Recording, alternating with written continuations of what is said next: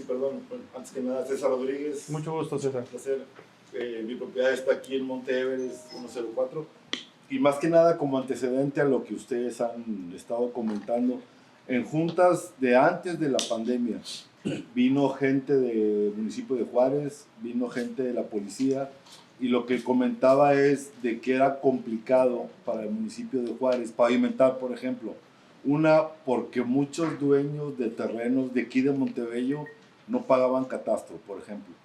Y la otra es que su credencial de elector, por decirlo así, ellos vivían en Monterrey, en Guadalupe, y aquí nada más le tenía como casa de fin de semana. Entonces esos dos factores influían en aquel tiempo con aquel alcalde para, digamos, retrasar la pavimentación de las calles, por ejemplo. Tema de seguridad, pues no se diga, porque cerca del terreno está la familia de posicionarios, que ellos francamente llegaron y alguien les vendió un pedazo de terreno y ya se quedaron ahí. Las familias sirven como futuros votos a un candidato de PRI o PAN de Juárez y los maneja un abogado de Juárez. O sea, esa es la cruel verdad.